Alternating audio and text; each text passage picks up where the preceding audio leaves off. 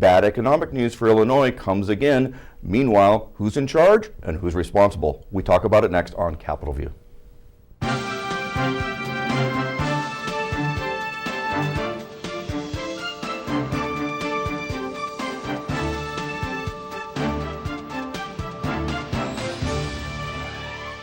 Welcome to Capitol View, the weekly show on state government and politics and how it might just affect you. Joining me this week on Capitol View is Mark Maxwell, Capitol Bureau Chief for WCIA Television. Welcome, Mark. Thanks to be here. Also, Rae Hodge, Capitol Bureau Chief for the Daily Line. Welcome, Rae. Thanks for having me. Great. I wanted to start out this week's edition of Capitol View with some news that was released just the other day by USA Today. It was kind of the winners and losers in the United States for economics in 2017. And it listed the 25 cities that have gained the most jobs and the 25 cities that have lost the most jobs.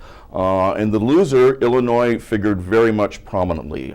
6 of the cities in the bottom 25 were in Illinois. Springfield ranked 6th. We lost 2.3% of our employment in the last year. That's a little more than 2,500 jobs. Meanwhile, whether there's a cause and effect here, we don't know. An even dozen of the cities that got the most jobs are in states that legalized medical marijuana, or recreational marijuana. So maybe there's something there to be learned about that, but we'll talk about that on another date. Any rate, why this is important now, we've got a governor's race looming. We have Governor Bruce Rushton, who promised, ran in 2014, or 2014, that he was going to fix the state's economy. Other good states are kicking our tail. What does this kind of economic stuff mean for the upcoming governor's race? Well, 6 of the top 25 is bottom 25 of the top 25 cities to lose jobs. Yeah. That's not a list you want to be on, but it's even worse because it's actually front-loaded. 4 of the top 10, and that includes Danville, that includes Champaign-Urbana, that includes Decatur. So Central Illinois really got singled out in this USA Today piece as the most atrophied part of the economy in the nation. Because when you put those cities together on a map, there is no other aggregate of any group of cities on that they registered that really lost more jobs more quickly than we have here in Central Illinois. And that feeds a narrative that Governor Rauner and his campaign have already harped on. Yeah. But solutions don't seem to be in sight at this, or they're not being enacted at least. So it is very interesting to see how this will probably undergird the argument that the Governor Rauner wants to have his turnaround agenda, but Democrats and even Jeannie Ives is saying, yeah, but you haven't fixed it yet. Sure. I mean, does that mean that Rauner's base might stay home? I mean, now we're tired of this, and that factored in with the abortion vote last fall, where Governor Bruce Rauner signed into law public funding for abortions. I mean, what is this going to mean to his base here?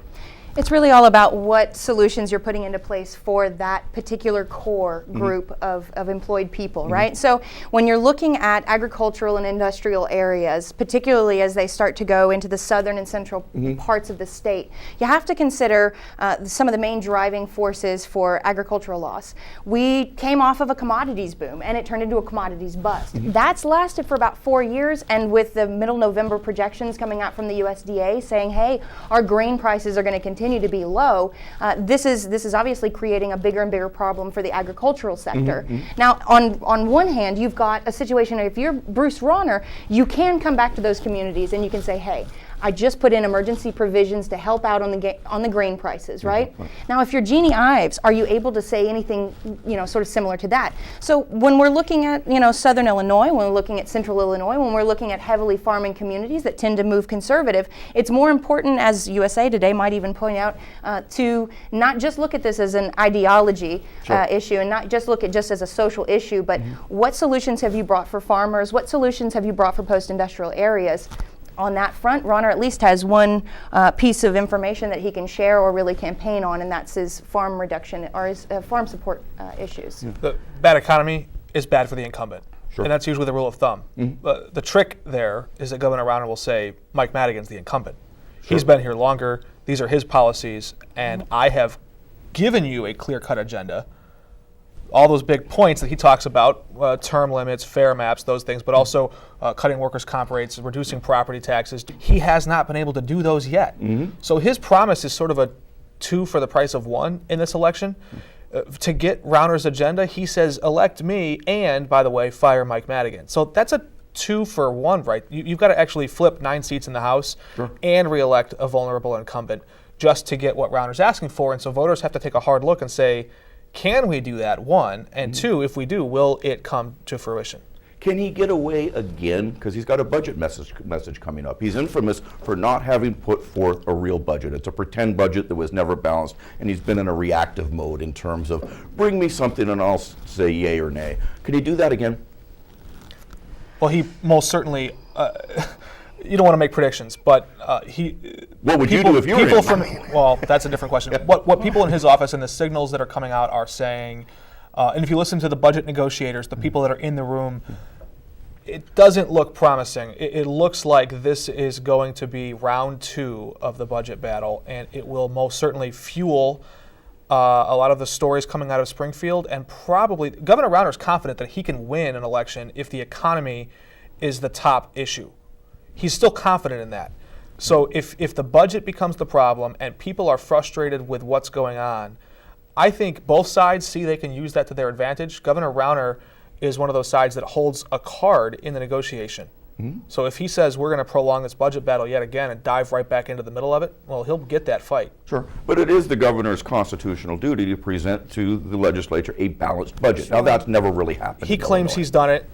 People that look at the budget say, well, it's not complete. When he first started, he claims he did present a balanced budget, but his critics say, well, no, it wasn't fully balanced. PolitiFact weighed in, said it was false. False, absolutely false. And the objective observers have said, no, that's not true. So I guess, what I'm wondering is, given this bad economic news that's coming in central and southern Illinois, and there's a school of thought out there that the state's inability to come up with a budget for 2 years, the impasse didn't help matters, nor has a tax hike helped matters.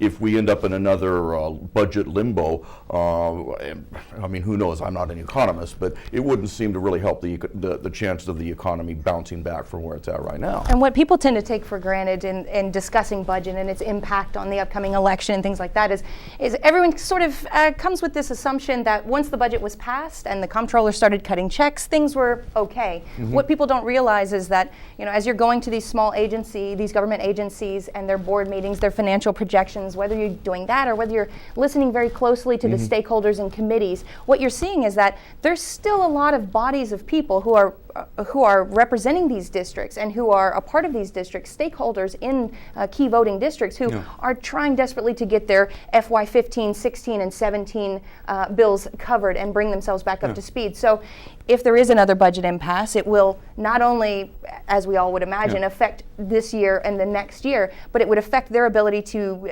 even catch up.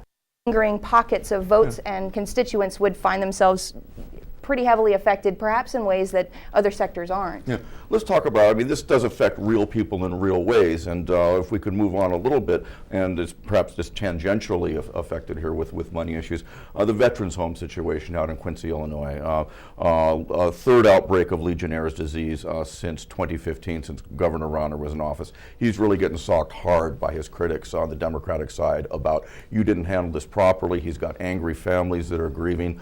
On the one side, we have the CDC has actually praised the response of the state of Illinois, but there are some significant questions about how the state responded, particularly in the beginning. Did they act fast enough?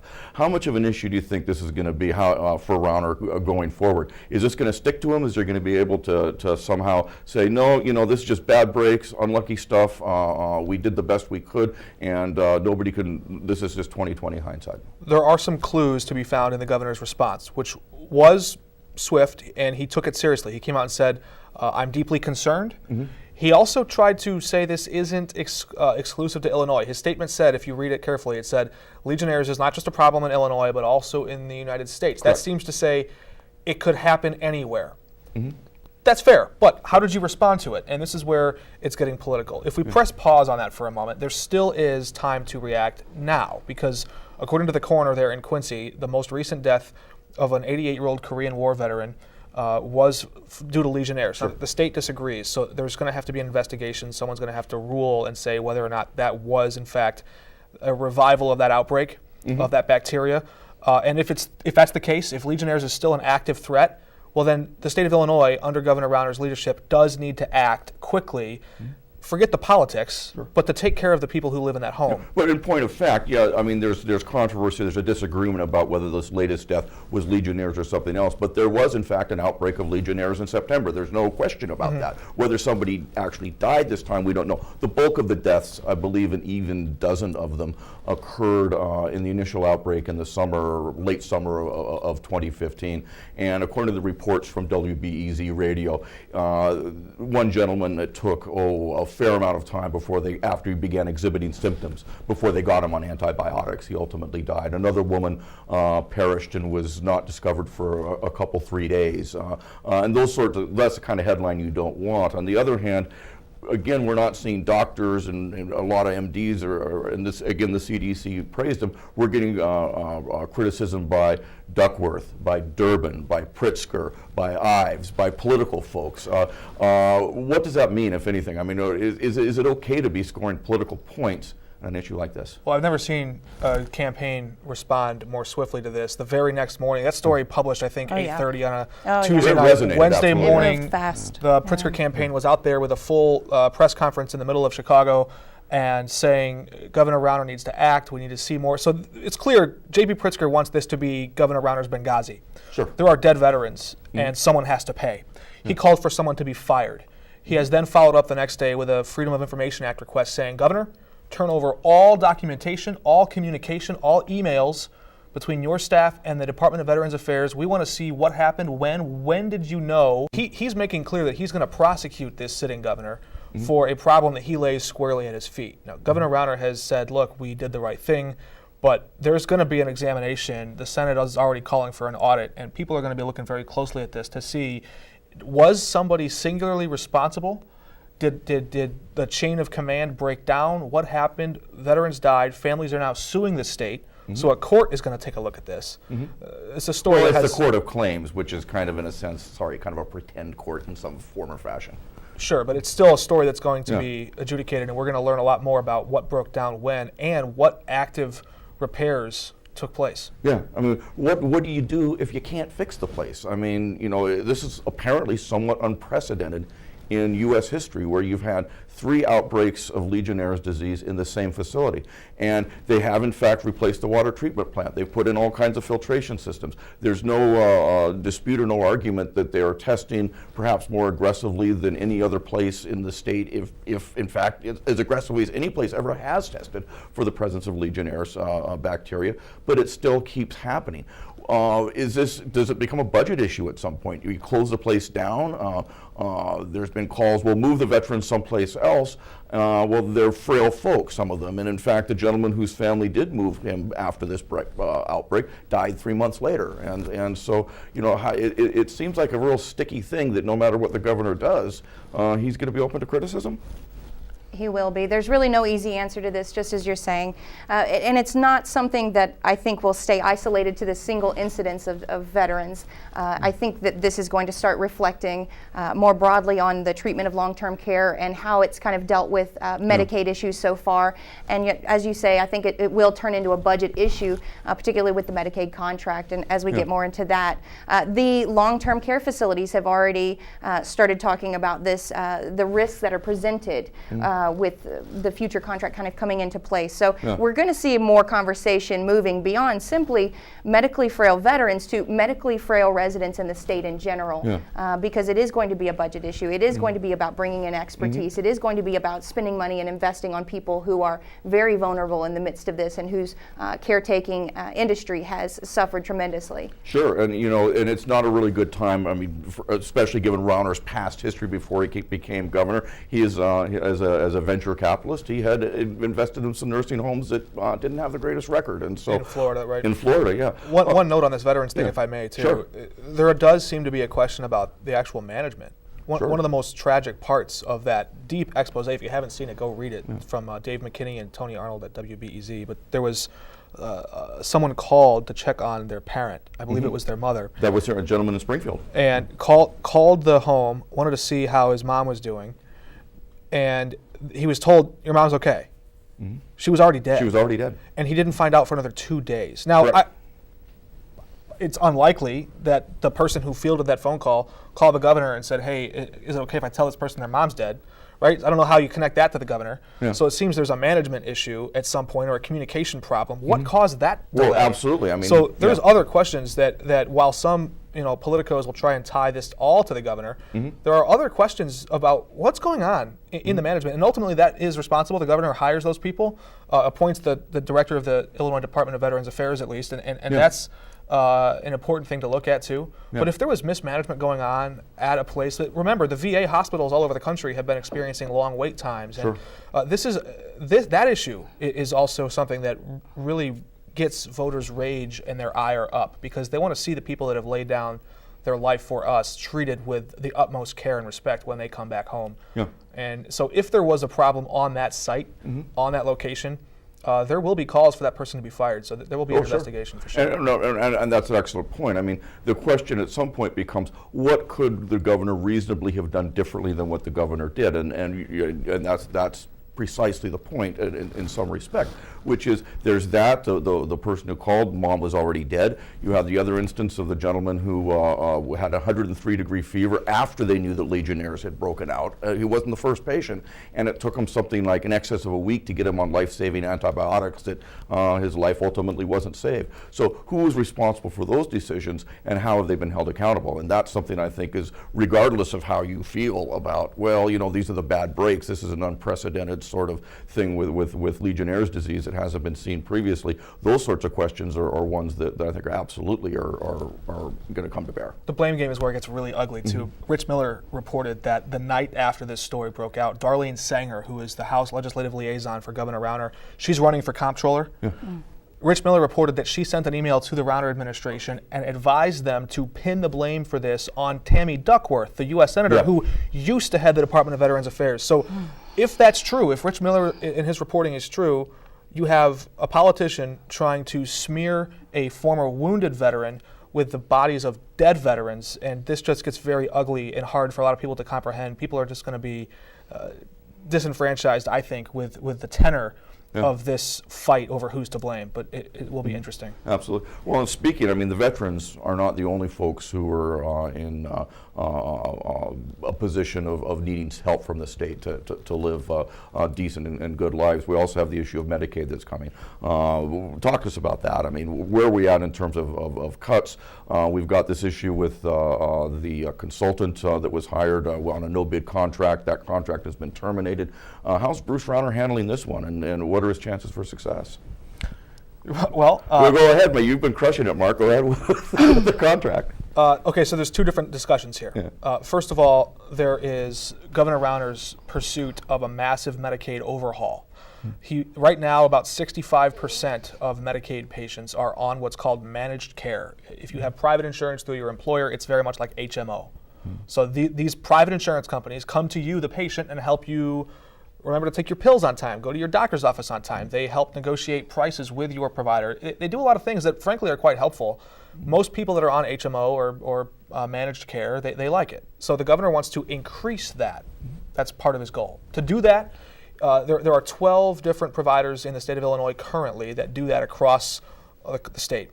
One of the complaints is they don't have enough options in all of the counties. I think in 70 or 80 of the 102 counties in Illinois, there are not multiple providers. There's just one. So the governor said, okay, let's scrap this old plan. Let's cut down from 12 providers down to 7.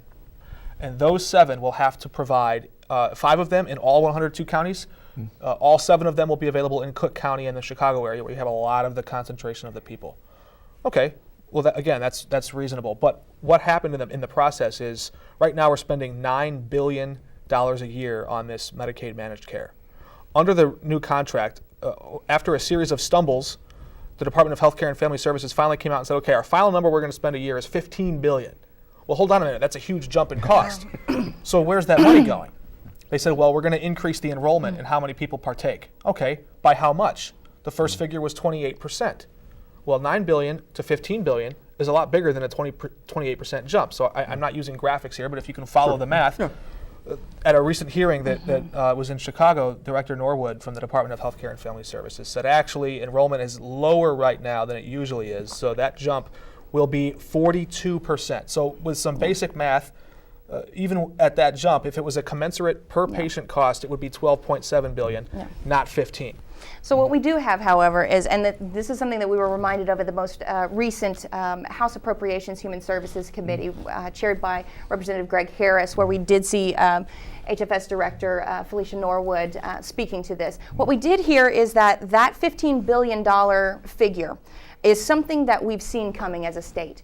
Back in 2004, 2005, when projections were first made, it became very clear, even at that time, that by the 10-year mark, the 10, 12-year mark, we were going to be moving into about 15 billion. So what this might do is bring us very much closer to the projections. Now, currently our Medicaid budget, what is it, 60% of it is already towards MCOs, is that correct? That is, the estimate will keep growing. One of the reasons that's happening now is the aging sort of rollover.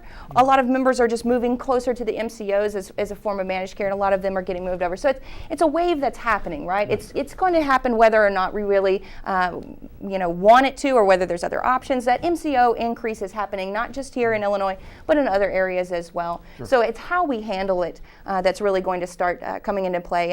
And as you say, there's more than just veterans here to think about. Long-term care facilities, medically fragile children. These are some of the people that Mark and I were both covering that committee that we were able to listen to and hear testimony from. So it's not just a matter of whether or not this is a great contract or whether or not it's a good deal financially. It's also about the language in there.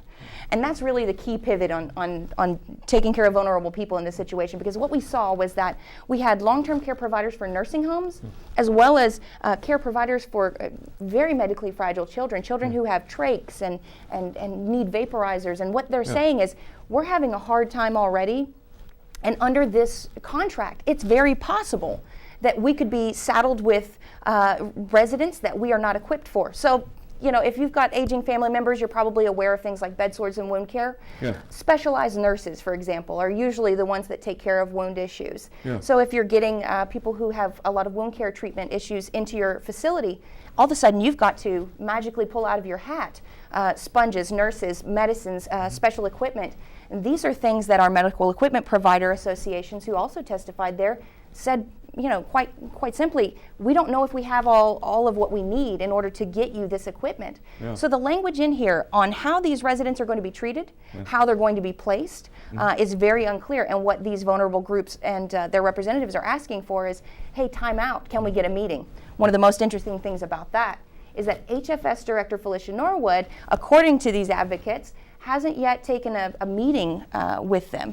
I don't know if that's changed since this past week. However, that was their big complaint was, hey, we've sent notice after notice after notice. We haven't been able to get a meeting. We just want some clarity on the language of this contract before it all goes through. Yeah, it almost feeds in the narrative of Rauner being not really the caring for the most vulnerable among us that the Democrats have tried to paint over the last few years. He sees this as a legislative win. He says, if I can expand access to care for people in poverty across the state, give them more options, this is something that I not only will win with, but I will have done without the help. In fact, with the obstruction of Democrats in the House. Sure. So part of the realignment here, you have the state paying out to two doctors, two pharmacies directly for a big chunk of Medicaid, and then they pay to these MCOs, which are these private companies, and then they pay to all these providers differently. So part of this realignment is moving a lot of this people in column A over into column B, where the private insurance companies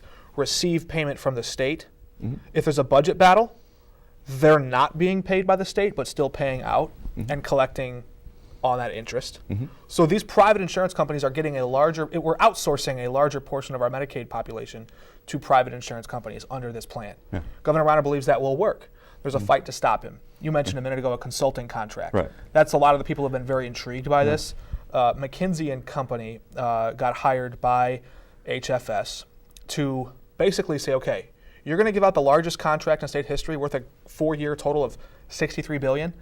McKinsey and Company was hired to consult and help write the rules of the road for these different insurance companies applying for that business.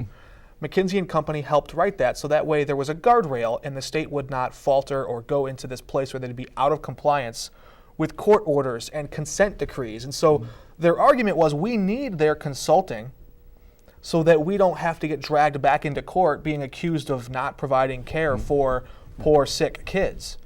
Well, the Democrats in the House said, you have expert lawyers at the Attorney General's office already on state taxpayer payroll. Why go pay some high-dollar consulting firm in Chicago to do the same thing? And that's where the question of trust comes in. Perhaps there's a deficit between the governor's office and Attorney General Madigan's office, where he doesn't think that he can include her without sacrificing some portion of his agenda in this area. And that's small speculation, but it's also, anybody who's familiar with the history of those two offices knows that they're not exactly best of friends. Yeah, no, absolutely right. We're close to being out of time, but before we leave, I do want to touch on one thing, and there's more and more pressure, I think, questions rising. Should Rauner debate his Republican challenger in the primary? Do you think it's going to happen? Should it happen? Is it important that it happen?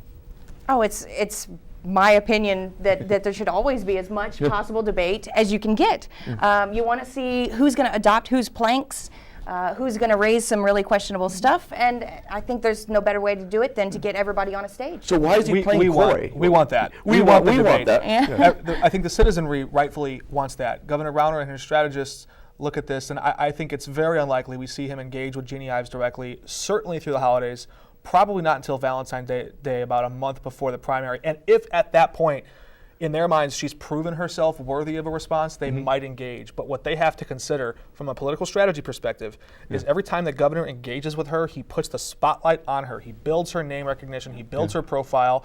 And their strategy at this point has been to starve her of attention. If she wants to make some noise and swing, he's the older brother keeping her at bay, and she's just doing this. Yeah. So if that's his play until she forces him to do otherwise, and we've seen from her press releases, they've had a little bit of a stinger on there. She's trying to provoke a fight. If she gets it, that's another question. Yeah, I mean, she is obviously getting some support, I think, at least on the conservative side. Policy Institute, National Review, and is Rauner then going to feel the pressure with that sort of folks? That's complicated. Yeah. There are still people on Governor Rauner's staff who came from the Policy Institute, and they're not so much pro-Ives as some of them are just disappointed in Rauner. Yeah. Does that translate into votes or low turnout? Hard to say. Yeah. Okay, and with that, we've got to go. But thanks for joining us for this week on Capitol View.